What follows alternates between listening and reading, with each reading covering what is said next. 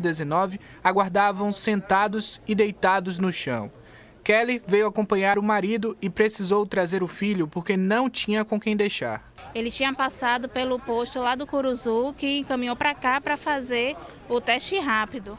Porém, desde 8 horas da manhã que ele ainda não conseguiu fazer esse teste.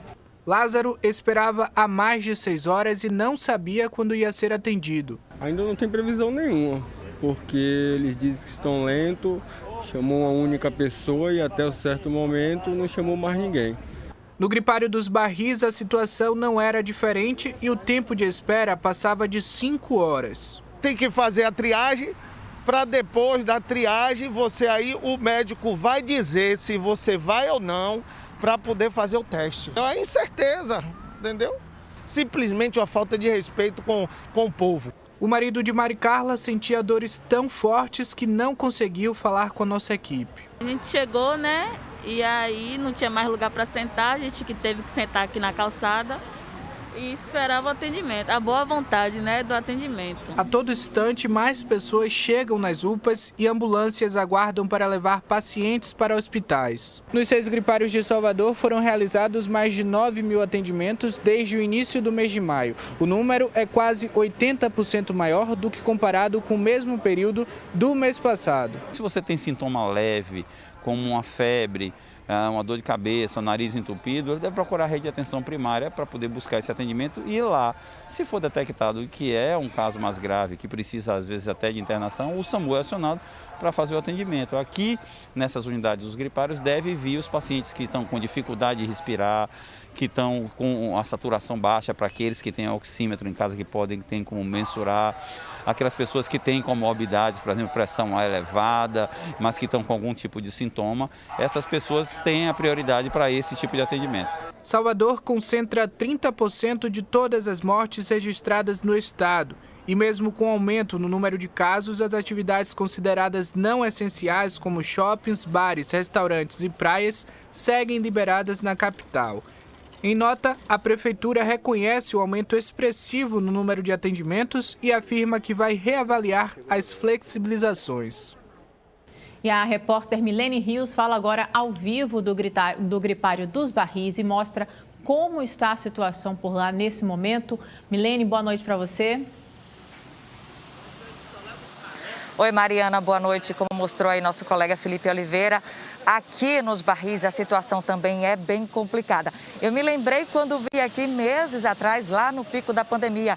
E agora a gente que imagina, né, que a pandemia estivesse acabando e a gente vê essa imagem toda novamente.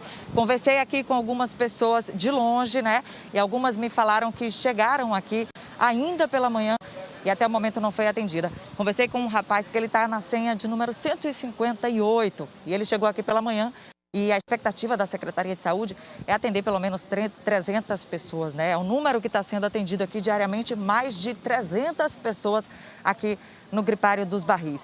E de acordo com a Secretaria de Saúde do município, o atendimento aqui mais que dobrou desde a última semana, né, comparado com o início do mês.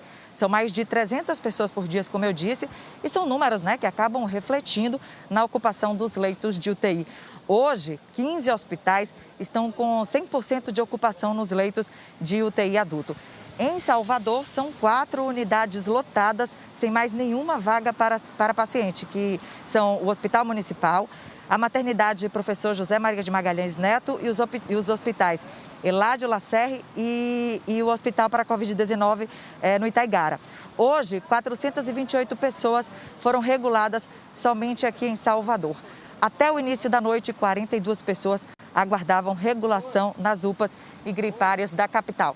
Então, Mariana, essa é a situação do gripário aqui dos Barris. A gente pode perceber que algumas pessoas, né, como o nosso repórter cinematográfico Marisson Moraes mostrou, lá no final da fila, algumas pessoas lá no final, sentadas no meio-fio, e outras pessoas ali, ó, esperando atendimento, sentadas no chão, sentadas em cadeiras, e algumas pessoas a pé esperando esse atendimento. Com você, Mariana.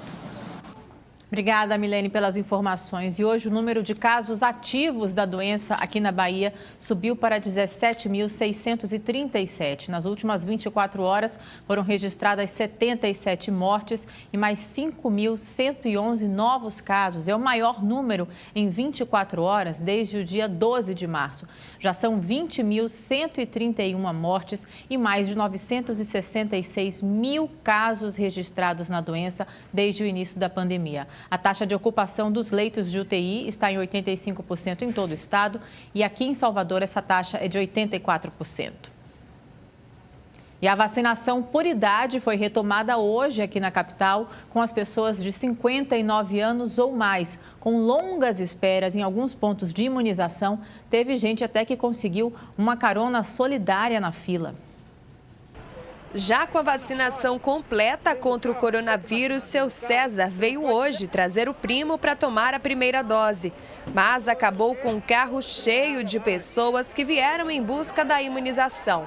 Até o lugar dele, de motorista, foi cedido para Kaique, que já estava esperando há mais de 3 horas na fila do Quinto Centro. A humildade dele de pensar no próximo, show de bola, ele está de parabéns. Se o povo do mundo pensar assim, meu irmão, o mundo vai para frente. E essa não é a primeira vez que o Salva-Vidas decide dar carona para pessoas que estão na fila de pedestres da vacinação. César, eu vi você enchendo o carro aqui para ajudar o pessoal, foi isso? É claro, para esse povo ficar aí sofrendo nessa fila. Meu carro só tinha eu, que não vou me vacinar, meu sobrinho e um amigo, dá mais 2. E meu lugar, 3. Eu saio, quem dirige leva até ali. Pronto, dali para casa eu pego. Todos os dias que eu vou me vacinar ou levo alguém, eu faço isso. E no Quinto Centro, hoje, a espera era grande, tanto para quem veio a pé quanto para quem aguardava no drive-thru. As duas filas chegavam do lado de fora do centro de saúde. Por aqui estavam sendo aplicadas apenas primeiras doses. Ontem, a Prefeitura anunciou a inclusão de novos grupos, como pessoas com 59 anos que nasceram até 19 de maio de 62, cuidadores de idosos, metroviários e funcionários das empresas brasileiras de navegação. Com o início da imunização das pessoas com 59 anos, Salvador começa a vacinar também seguindo o critério da idade e não mais apenas através dos grupos prioritários, avançando desta forma na campanha de proteção contra o vírus.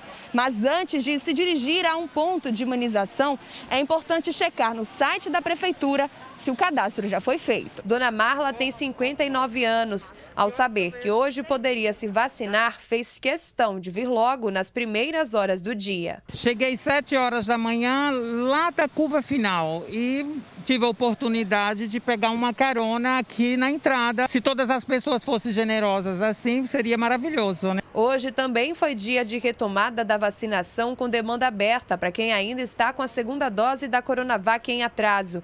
Segundo a Secretaria Municipal de Saúde, cerca de 20 mil pessoas ainda estão com o quadro incompleto. Com a chegada de novas doses de Coronavac, a nossa finalidade é reduzir o número de pessoas que estão com o déficit de vacinação em atraso, ou seja, a segunda dose para receber, e ter doses também para aquelas pessoas que vão entrar no vencimento da dose. Ainda nesta manhã, os trabalhadores do Sistema Intermunicipal de Ônibus fizeram uma manifestação próxima à rodoviária, pedindo a vacinação de toda a classe. Segundo representantes, o número de profissionais contaminados é alto. Vários trabalhadores já morreram. Nós estamos com vários trabalhadores internados, outros infectados, levando até a doença para dentro das suas casas. E é uma situação muito difícil. Pedimos aos poderes concedentes que comecem a vacinar. Segundo a Secretaria de Saúde do Estado, os rodoviários metropolitanos já estão autorizados a se vacinar, mas só para os que tenham 50 anos ou mais.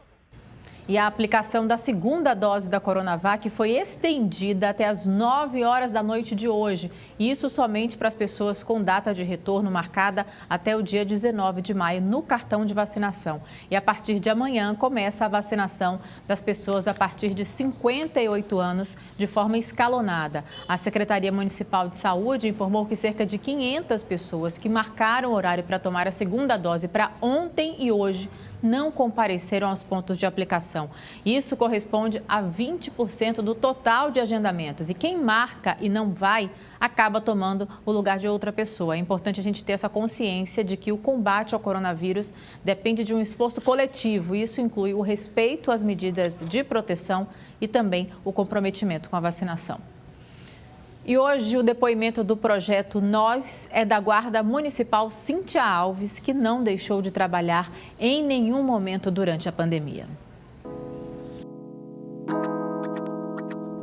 Sou Cíntia Alves e atuo como Guarda Civil Municipal. Nós da Guarda Civil estamos nas ruas, preservando o patrimônio público e combatendo a violência. Se puder, fique em casa, por você, pela sua família, pelos seus amigos, por todos nós.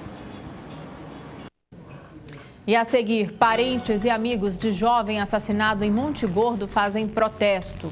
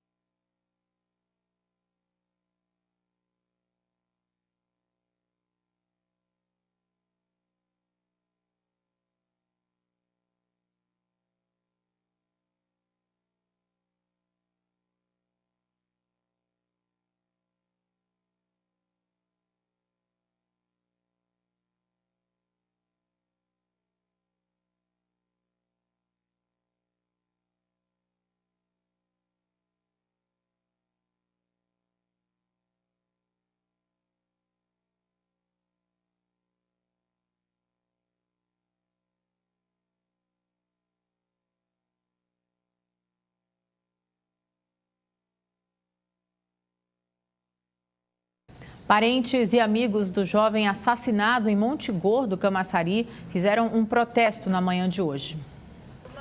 Vestidos de branco e com cartazes, eles pediram justiça pela morte de Vitor Araújo Brandão. O rapaz de 17 anos foi morto no início da noite do último domingo, perto da casa onde morava.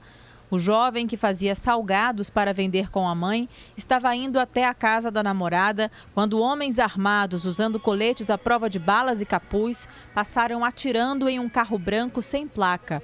Vitor teria sido abordado e um dos homens pediu que ele entregasse o celular e virasse de costas. Nesse momento, segundo uma tia dele, o rapaz foi atingido pelos disparos. A delegacia de Monte Gordo investiga o caso.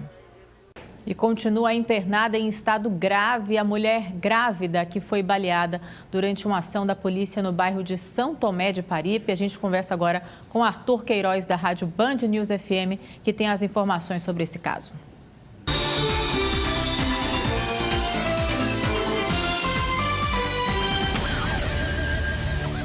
Oi, Arthur, boa noite para você. Como é que estão as investigações desse crime?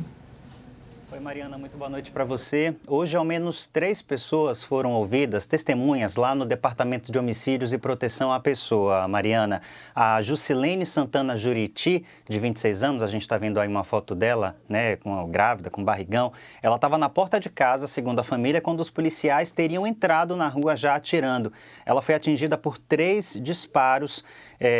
Foi socorrida para o hospital do subúrbio e ainda segundo a família, o estado de saúde dela ainda é considerado grave, mas apresentou uma leve melhora. O sepultamento do bebê acontece amanhã à tarde no cemitério de Plataforma. Em nota, a Polícia Militar disse, Mariana, que fazia rondas na rua Adilson Ferreira quando encontrou os criminosos armados que atiraram contra os agentes. Isso deu início a uma troca de tiros e em seguida os policiais teriam sido informados de que uma grávida havia sido baleada.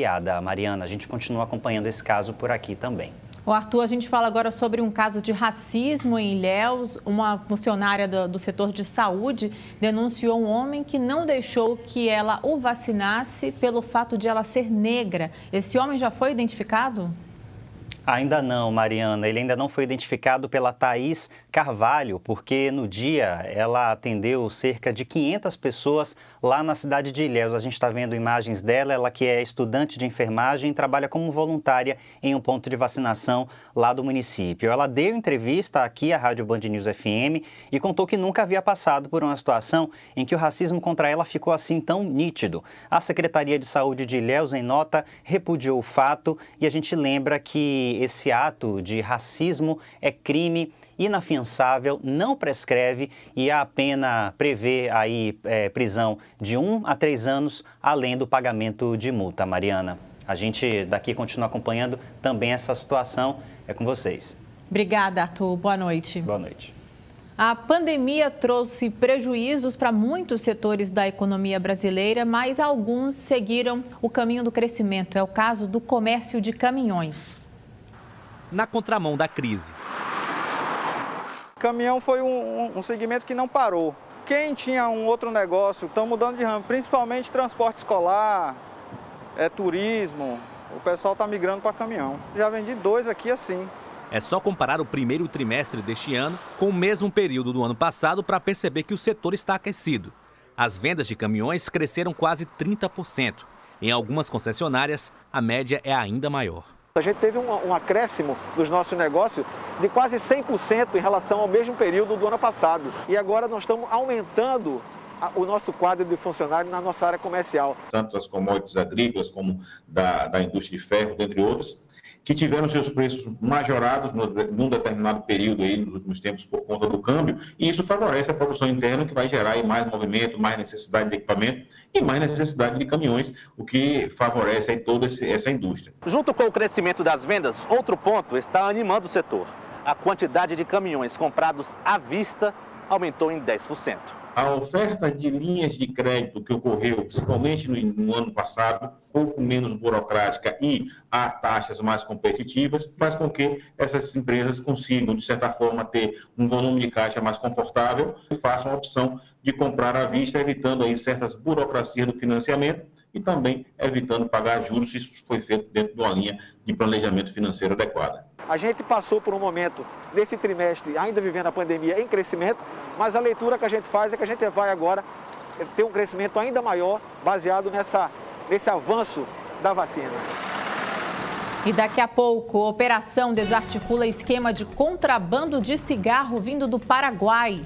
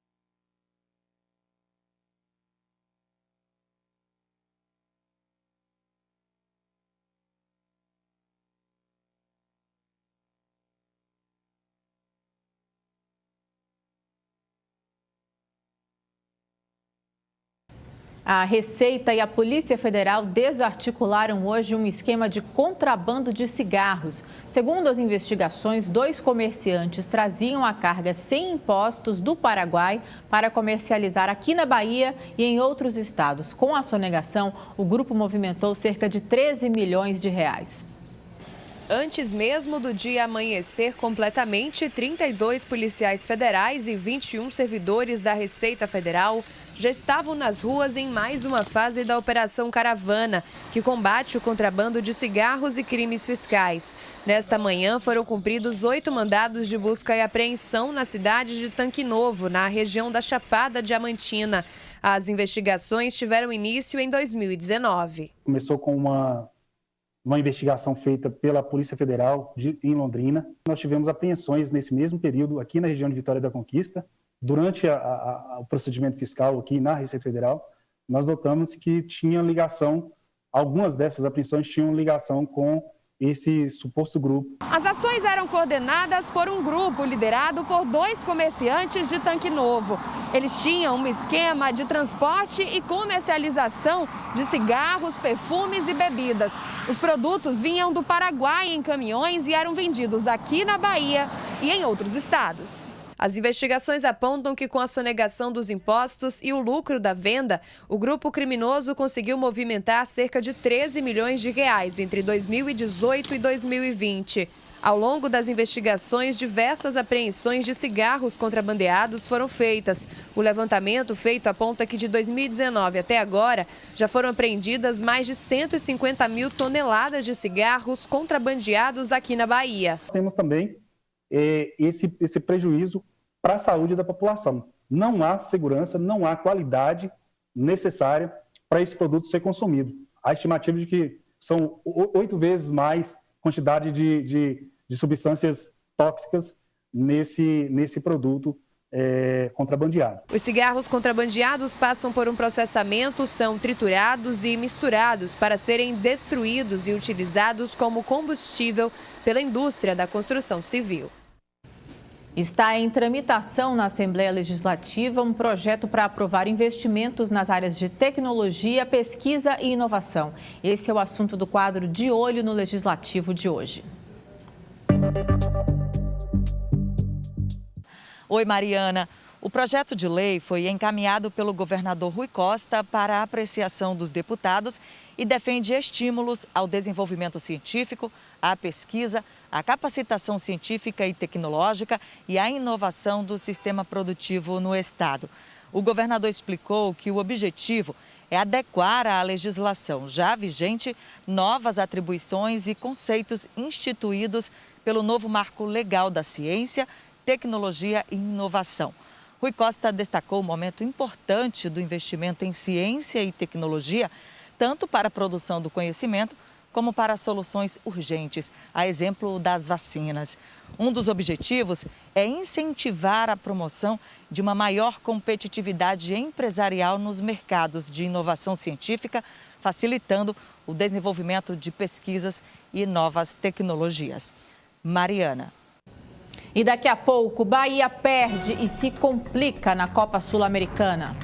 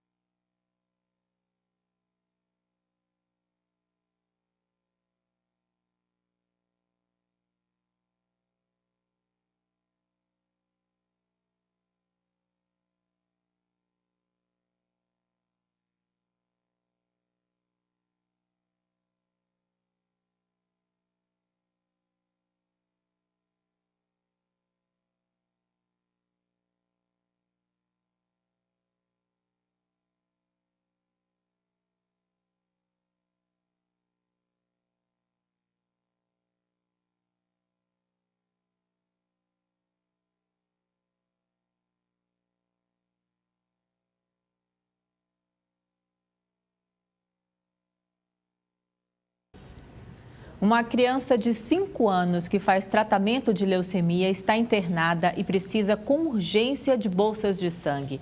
A família tem pedido doações através das redes sociais porque o banco de sangue do hospital está em estado crítico. O menino recebeu o diagnóstico de leucemia durante exames de rotina no início do mês. Os interessados em doar devem ir à Vita Bahia, é o antigo IEBA, que fica na Avenida Princesa Isabel, na Barra. O horário de funcionamento é de segunda a sexta, das 7 da manhã às 3 da tarde e aos sábados, das 8 da manhã ao meio-dia. São aceitas doações de sangue de todos os tipos. Ao fazer a doação, a pessoa deve indicar o nome do paciente, Arthur Navarro Abreu Santos, e o hospital, que é o Santa Isabel. E o Bahia já está de volta a Salvador depois da derrota por 1-0 ontem para o Independiente pela Copa Sul-Americana em Buenos Aires. O tricolor caiu